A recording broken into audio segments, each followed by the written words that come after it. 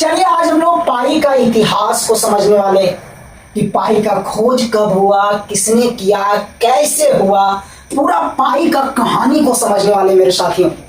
गौर से देखना, समझने का कोशिश करना, लाइक करना, कमेंट करना, दोस्तों भी जरूर से जरूर शेयर करना। मेरे साथियों, आज से कई साल वर्षों पहले आने शुरुआती दौर में एक जगह से दूसरे जगह पर जाने के लिए कोई भी साधन की व्यवस्था नहीं था। एक जगह से दूसरे जगह पर सामान को ले जाने के लिए कोई भी साधन की व्यवस्था नहीं था। आज तो हजारों साधन की व्यवस्था है एक जगह से दूसरी जगह पर जाने के लिए, सामान को ले जाने के लिए। लेकिन शुरुआती दौर में कोई भी साधन की व्यवस्था नहीं था, कुछ भी व्यवस्था नहीं था। तो लोग आते जाते कैसे थे? लोग सामान को एक जगह से दूसरे जगह पर ले कैसे जाते थे?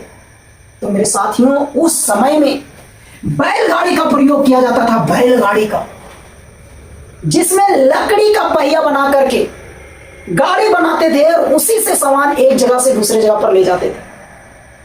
पहिया बना बना करके गाड़ी बनाया जाता था और अधिकतर पहिया लकड़ी का रहता था या किसी भी चीज का रहता था। जैसे तैसे गोलाकार बनाते थे और उसी गाड़ी से, उसी तरह का साधन से एक जगह से दूसरे जगह पर जाते थे, एक जगह से दूसरे जगह सामान को ले जाते थे। पहिया किसी भी गाड़ी का गोल होता था, किसी का नहीं भी होता था। जैसे तैसे बनाते थे, जिनसे जैसे हो पाता था उस तरह का पहिया बना बना करके किसी तरह का एक गाड़ी का रूप देते थे, बैलगाड़ी का या किसी भी चीज का, और उसी से सामान एक जगह से दूसरे जगह पर ले जाते थे और अपने आना जाना भी करते थे। जब वो पहिया बनाते थे मेरे साथियों, तो गोल होता भी था, किसी का गोल भी नहीं होता था, और उसी तरह आना जाना कर रहे थे किसी ना किसी रूप में आना जाना कर रहे थे। जैसे तैसे उसी तरह एक जगह से दूसरे जगह पर आना जाना करते थे, सामान को भी ले जा रहे थे। इसी तरह जिंदगी कट रहा था शुरुआती दौर में। लेकिन उसी दौर में, उसी समय शुरुआती दौर में, उस समय एक पढ़े लिखे एक गणितज्ञ जो थे, महान गणितज्ञ आर्किमिडीज, जब वो जानना समझना शुरू किए कि जो हम पहिया बना रहे हैं आखिर ये गोल क्यों नहीं हो रहा है, या जो पहिया गोला हो रहा है उसमें क्या खासियत है, या कोई भी पहिया गोला कब होगा, हम कैसे जानेंगे कि जो पहिया बना रहे हैं हम लोग वो गोला है, या कोई भी पहिया गोला रहता है तो उसमें क्या खासियत होता है। उस दौर में, उस जमाना में ये महान वैज्ञानिक आर्किमिडीज ने गोला पहिया पर शोध करना शुरू कर दिया, उन पर विचार करना शुरू कर दिया, गोला गोला पहिया के बारे में जानकारी इकट्ठा करना शुरू कर दिया। तो आर्किमिडीज ने उस समय क्या किए, बहुत सारा गोलाकार पहिया बनाए, छोटा से छोटा, बड़ा से बड़ा, जितना बड़ा हो सके, जितना छोटा हो सके, हर तरह का पहिया बनाए, हर तरह का पहिया बनाए, हर तरह का पहिया बनाए, एकदम गोला गोलाकार पहिया बनाए, बहुत सारा पहिया बनाए, एकदम छोटा से छोटा, बड़ा से बड़ा, एकदम बहुत बड़ा बड़ा भी बनाए, और समझने का कोशिश की कि आखिर पहिया गोला कब होगा, या गोला जो पहिया होगा उसमें क्या खासियत होगा। तो बहुत सारा गोलाकार पहिया बनाने के बाद फिर खासियत ढूंढना शुरू कर दी, समझना शुरू कर दिए कि पहिया गोलाकार कब हो सकता है, या गोलाकार पहिया में क्या खासियत है। तो कैसे खासियत को समझे मेरे साथियों, क्या उसके लिए किए, क्या समझने का कोशिश किए मेरे साथियों। तो आर्किमिडीज ने क्या किए, जितना भी गोलाकार पहिया बनाए थे सभी का किनारा का जो लंबाई होता है ना, उसको नापना शुरू किए। सभी गोलाकार पहिया का किनारा का लंबाई नापना शुरू किए। किनारा का लंबाई, ये जो किनारा है ना, किनारा किनारा गोला एकदम, ये गोलाकार किनारा का लंबाई नापना शुरू किए मेरे साथियों। गोलाकार किनारा का लंबाई नापना शुरू किए। एकदम छोटा पहिया या इतना छोटा या बहुत बड़ा पहिया, सभी का गोलाकार किनारा का लंबाई नापना शुरू किए। कैसे नापे, एक रस्सी लिए, एक धागा लिए और यहां से लगा करके गोला गोल घुमा करके फिर यहाँ ये धागा को ले आए और फिर ये धागा को यहाँ ला करके उसको लंबा खींच दिए। लंबा खींचने के बाद उसको नापे। उसी तरह इसमें भी किया, यहां से धागा लिए, गोलाकार खींच दिए और वो धागा को लंबा किए। हर गोलाकार पहिया में वही काम किए। सभी गोलाकार पहिया का किनारे का लंबाई को नापे। किनारे की लंबाई नापने के बाद फिर एक लंबाई को नापे, फिर एक लंबाई को नापे। और वो कौन लंबाई था मेरे साथियों, हर गोलाकार पहिया को दो बराबर भाग में बांटने वाला लंबाई को नापे। दो बराबर भाग में बांटने वाला लंबाई को नापे कि आखिर इसका लंबाई कितना है। हर गोलाकार पहिया में एकदम दो बीचों बीच, एकदम बीचों बीच से दो एकदम बराबर बराबर भाग में बांटने वाला लंबाई को नापे। लंबाई को एकदम बीचों बीच से, एकदम बीचों बीच से गोलाकार पहिया को दो बराबर भाग में बांटने वाला लंबाई को नापे। लंबाई को नापे, लंबाई को नापे। हर गोलाकार पहिया, हर गोलाकार पहिया। पहले क्या किया मेरे साथियों, हर गोलाकार पहिया के किनारा किनारा, ये जो किनारा किनारा है ना, इसका लंबाई नापे, इसका लंबाई नापे, हर गोलाकार पहिया। उसके बाद फिर हर गोलाकार पहिया के बीचों बीच से दो बराबर भाग में बांटने वाला लंबाई को नापे। हर गोलाकार पहिया लंबाई को नापे। उसके बाद आर्किमिडीज ने हर गोलाकार किनारे वाला लंबाई में, हर गोलाकार के किनारे वाला जो लंबाई नापे थे ना, उस लंबाई में उस गोलाकार पहिया के बीचों बीच से दो बराबर भाग में बांटने वाला लंबाई के मान से भागा दी, लंबाई के मान से भागा दी। सारा गोलाकार पहिया में वही काम की, यानी गोलाकार लंबाई में, गोलाकार लंबाई में पहिया को बीचों बीच से दो बराबर भाग में बांटने वाला, दो बराबर भाग में बांटने वाला लंबाई से क्या किए, भागा दी। जब हर पहिया में गोलाकार लंबाई में उसको बराबर भाग में बांटने वाला लंबाई से भागा दिए ना, तो देखें सब में मान बराबर आ रहा है, सब में मान बराबर आ रहा है।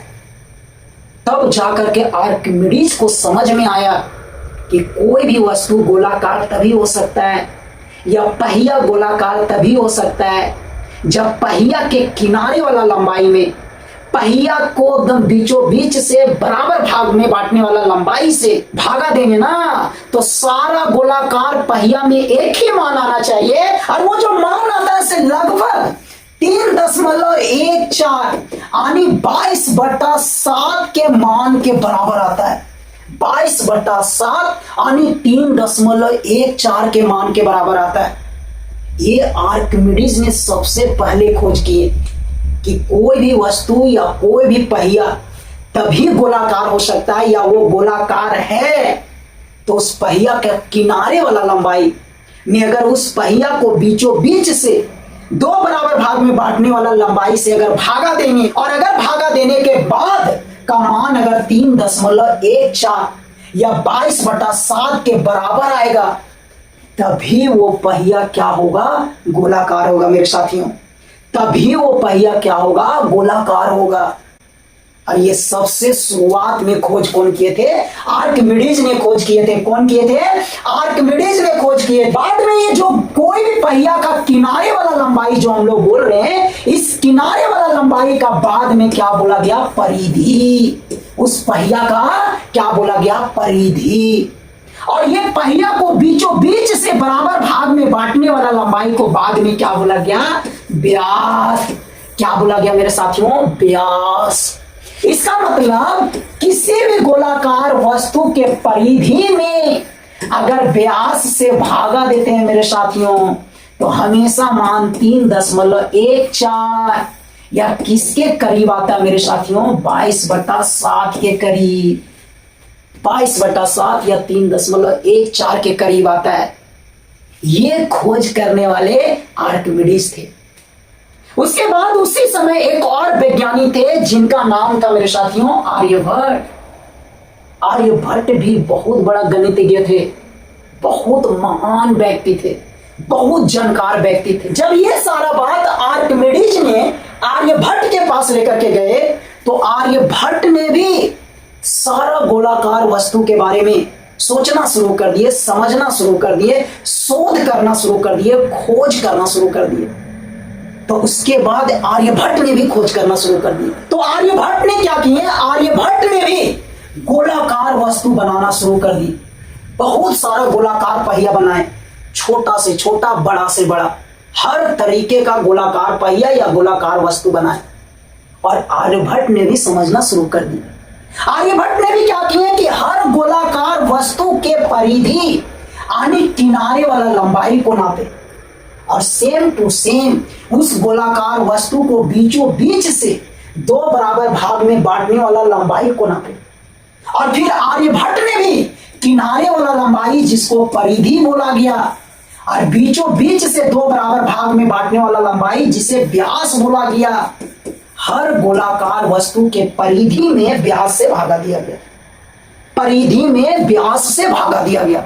हर गोलाकार वस्तु के परिधि में व्यास से भागा दिया गया।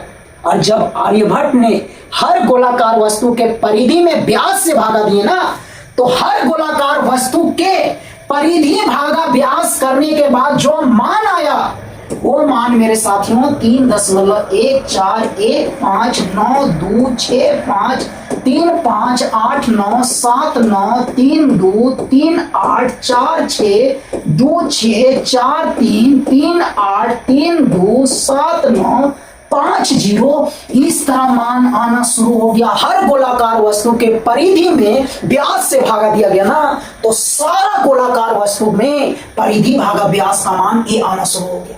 सारा गोलाकार वस्तु, चाहे वो वस्तु इतना छोटा हो, चाहे इतना बड़ा हो, चाहे इतना बड़ा हो, चाहे इतना बड़ा हो, हर गोलाकार वस्तु के परिधि भागा व्यास जब किया गया ये मान आना शुरू हो गया। तभी जाकर के आर्यभट्ट ने सबसे पहले ये बताएं कि कोई भी गोलाकार वस्तु के परिधि में अगर व्यास से भागा देते हैं ना, तो जो मान आता है ना वो ये मान आता है, ये मान। और ऐसा मान आता है कि चलते रहता है, आज तक रुका नहीं है। दशमलव के बाद का अंक चलते जा रहा है,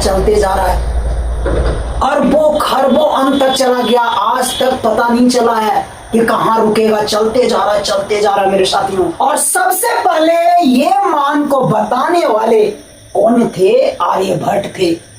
तभी से ये पढ़ाया जाने लगा या ये बात सत्य हो गया कि कोई भी गोलाकार वस्तु के परिधि में उसके व्यास से भागा देंगे ना, तो हमेशा मान इसके बराबर आता है। और ये मान दशमलव के बाद आज तक रुका नहीं है, चलते जा रहा है। कई अंक तक खोजा गया, कई अंक तक, अरबों हजारों करोड़ों अंक तक खोजा गया, लेकिन आज तक रुका नहीं है अंक, अभी भी चलते जा रहा है मेरे साथियों। तो सबसे पहले इस मान को खोज करने वाले कौन थे? आर्यभट्ट। और तभी जाकर के फाइनल ये जवाब मिल गया कि कोई भी गोलाकार वस्तु या कोई भी वस्तु गोलाकार तभी हो सकता है जब उस गोलाकार वस्तु के परिधि में व्यास के मान से भागा देंगे ना, तो वो मान इसके बराबर होगा मेरे साथियों, इसके बराबर होगा, तभी जाकर के वो वस्तु क्या होगा? गोलाकार होगा। और इसी बात पर, इसी नियम पर, इसी कॉन्सेप्ट पर तब से हर गोलाकार वस्तु बनाए जाने लगा। हर गोलाकार वस्तु इसी शर्त पर बनने लगा, चाहे वो गोलाकार वस्तु कितना ही छोटा क्यों ना हो या कितना ही बड़ा क्यों ना हो, सारा गोलाकार वस्तु में यही कॉन्सेप्ट को लगाया जाने लगा। और तब से हर गोलाकार वस्तु यही कॉन्सेप्ट पर बनना शुरू हो गया मेरे साथियों। फिर आगे चल करके एक और वैज्ञानिक थे जिनका नाम था विलियम जोन्स नाम करके एक वैज्ञानिक थे। उन्होंने भी गोलाकार वस्तु के बारे में विचार किया, समझना शुरू किया। तब उन्होंने भी देखा कि हर गोलाकार वस्तु के परिधि में अगर व्यास से भागा देते कि ये मान आता है।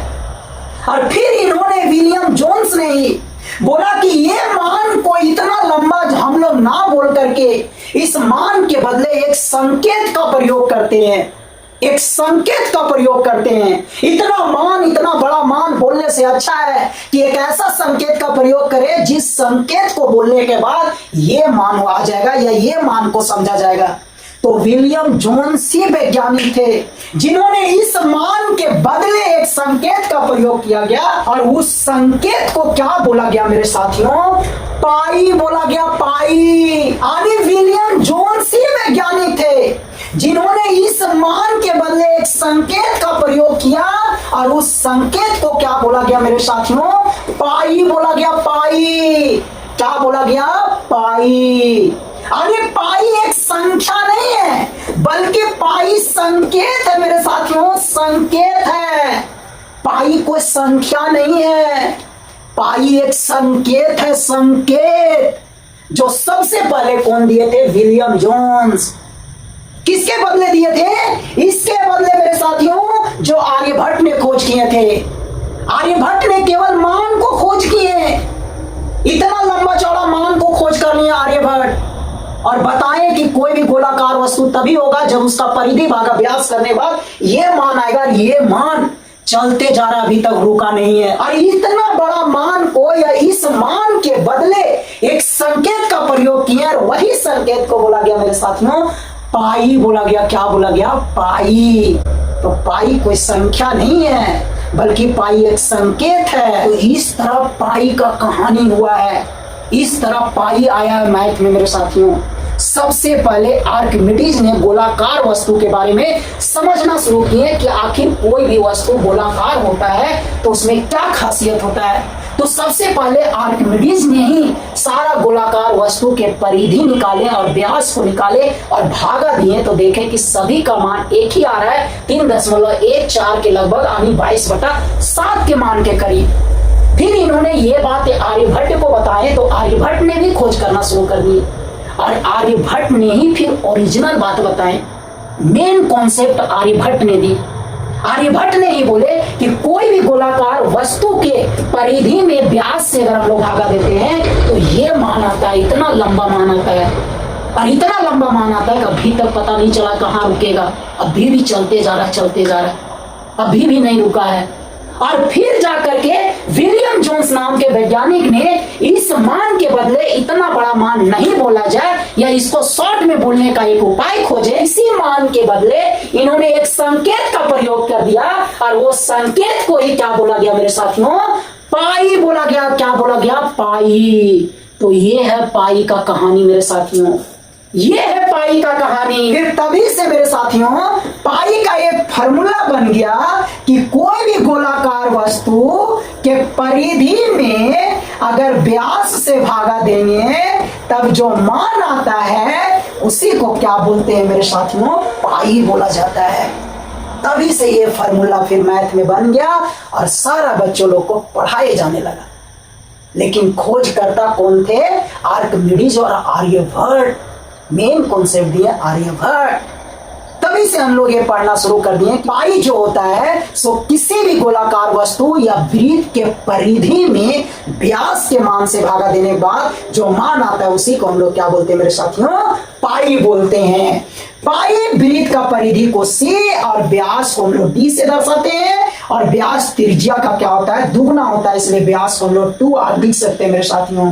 तो वृत्त का जो परिधि हो गया मेरे साथियों 2πr हो गया, 2πr हो गया। तब से हम लोग वृत्त का परिधि का सूत्र जानने लगे, 2πr। क्या जानने लगे? 2πr मेरे साथियों। तो ये है कहानी पाई का। ऐसे ऐसे पाई आया हुआ है मैथ में, और हम लोग तभी से पाई के बारे में पढ़ना शुरू कर दिए।